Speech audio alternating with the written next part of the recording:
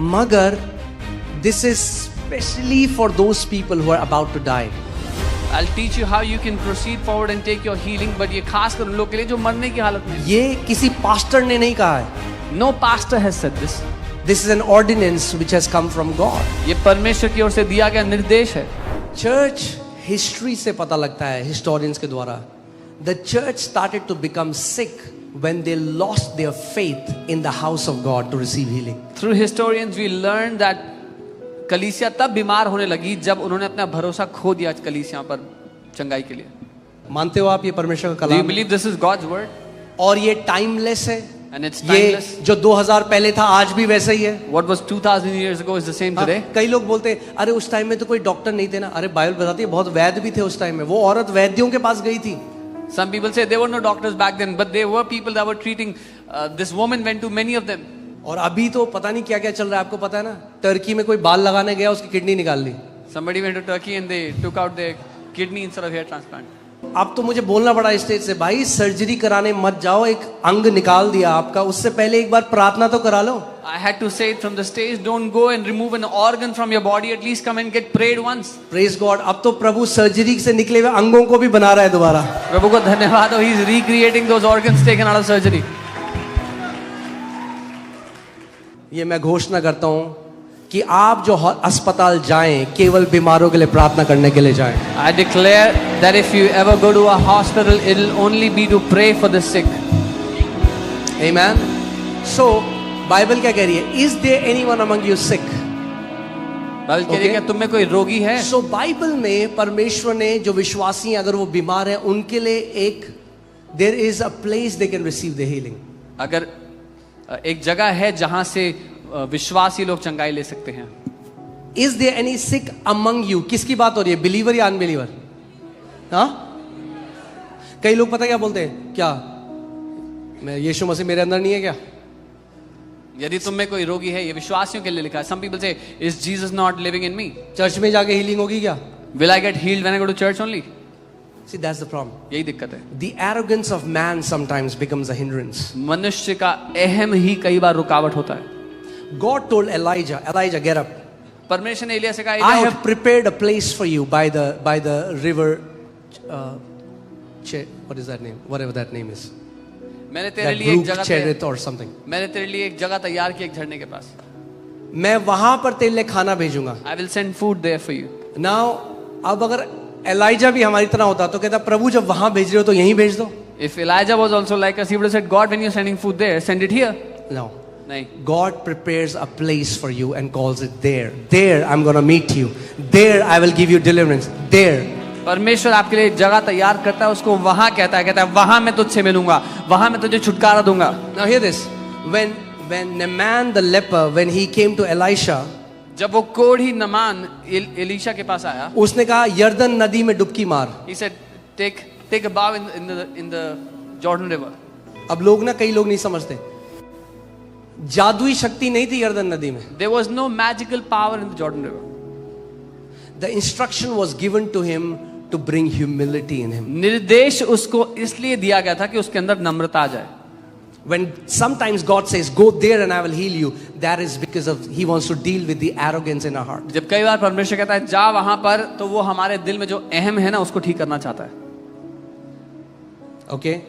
अगर पानी में जादुई शक्ति होती तो एक डुबकी में ही ठीक हो जाता. If that water had magical power, one dip was enough. शब्द क्या था? What was the word? कितनी बार डुबकी मारनी है? How many times? एक बारी, 7 times. 2 बारी, 3 कुछ नहीं हुआ, 4 कुछ नहीं हुआ, 5 6. जैसे ही 7वीं डुबकी मारी, एक नए बच्चों जैसी स्किन आ गई. The moment he went to the river 7th time, he had new skin like a child. अगर हम नम्र हैं और अगर कोई बीमार है और वो कहता है प्रभु खुदा तेरे वचन में लिखा है अगर मैं बीमार हूं तो मैं कलीसिया के अगुओं को बुलाऊं, मैं अपना दिमाग नहीं लगाऊंगा. If someone is humble, they will say, Lord, I'm sick and your word says go to the elders of the church. I will not put my brains into this. Okay?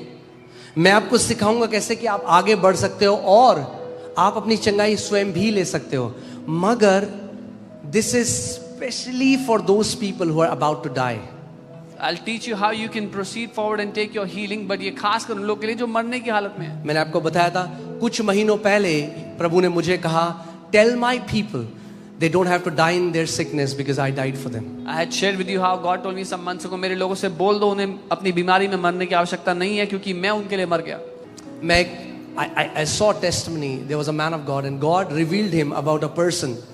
और उसने बोला by the Spirit he called this person और उसको बोला तेरे pancreas प्रभु मुझे दिखाता है तेरे पैनक्रियाज में दिक्कत है. मैंने गवाही देखी परमेश्वर के जन को आत्मा के द्वारा प्रकट हुआ तो he called a person, he said there's problem in your pancreas और प्रभु तुझे चंगा करना चाहता है. and God wants to heal वो you. आदमी हंसने लगा. The man started to laugh. Pancreas He said what? कह रहा मैंने अभी टेस्ट कराया एक हफ्ते पहले. He said I just got a test done a week ago. Perfect pancreas है मुझे कोई जरूरत नहीं है. My pancreas are perfect, I don't need anything.